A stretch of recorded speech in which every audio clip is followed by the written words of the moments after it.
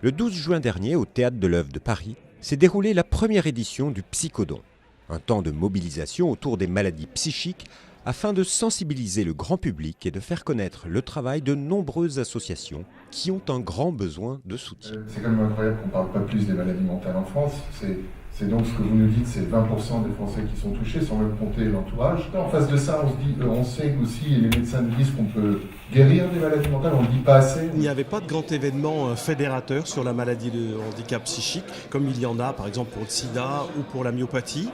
Et il faut, tous les 12 juin, un grand psychodon pour lutter contre le tabou qui pèse sur le handicap psychique, et puis pour collecter des fonds et des moyens et des compétences pour aider les associations sur les territoires. C'est des sujets qui nous tiennent à cœur sur la santé mentale, donc voilà, c'était important pour nous d'être présents. Je trouve que c'est une démarche extrêmement intéressante parce que ça permet de populariser cette cause, ça permet à des gens extrêmement variés de se rencontrer. Cette première soirée du Psychodon, avec ses nombreux intervenants, a permis de mieux faire connaître les enjeux autour des maladies psychiques. Et la salle, comble, a pu découvrir de nombreuses initiatives portées par des associations. Mais des entreprises et des fondations étaient également présentes, car conscientes des défis à relever. Il est essentiel d'arriver à mobiliser le plus grand nombre autour des malades, de leurs familles, des enjeux de la recherche et de la prise en charge de tous ces patients qui ont besoin de nous. L'idée est bonne, puisque ce système-là existe pour d'autres maladies. Là, il s'agit de quelque chose qui est plus tabou en France, donc c'est pour ça que ça n'existe pas encore. Et nous, entreprises, on a bien sûr un rôle à jouer, puisque c'est un univers où en fait la diversité de tous les parcours, de toutes les vies, est une évidence. Des entreprises, des fondations, des associations mobilisées, mais également des artistes. C'est chaud,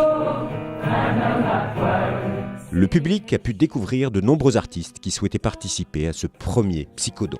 Parmi eux, Faustine, Julie Ose, Art Mengo, Didier Gustin, les Fatal Picard ou Monsieur Lune, un artiste très mobilisé sur cette cause. Je voulais ressembler à celui qu'on copie.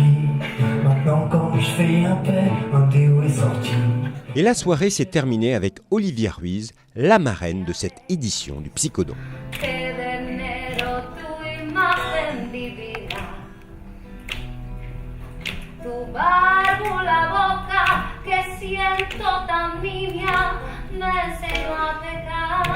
Le fait de participer à cette soirée, bien sûr, c'est pour mobiliser un maximum de gens, ou en tout cas essayer de faire entendre ce message que ces gens sont véritablement malades et doivent être aimés et considérés au même titre qu'une maladie physique. À l'issue de cette soirée, tout le monde était convaincu de l'utilité de la démarche et de la nécessité de continuer cette mobilisation. C'est très très important aujourd'hui puisque ça touche beaucoup de gens de pouvoir être là, à soutenir ces gens qui sont malades et en même temps soutenir cette cause. Puis de 12 juin au 12 juin, on fera grossir le Psychodon, peut-être dans une salle plus grande l'année prochaine. Et puis on peut créer des Psychodons en Franche-Comté, en PACA, dans le Rhône. Il suffit de se mobiliser pour que le Psychodon soit une action, un événement au cœur des territoires et pourquoi pas aussi des événements sur les réseaux sociaux.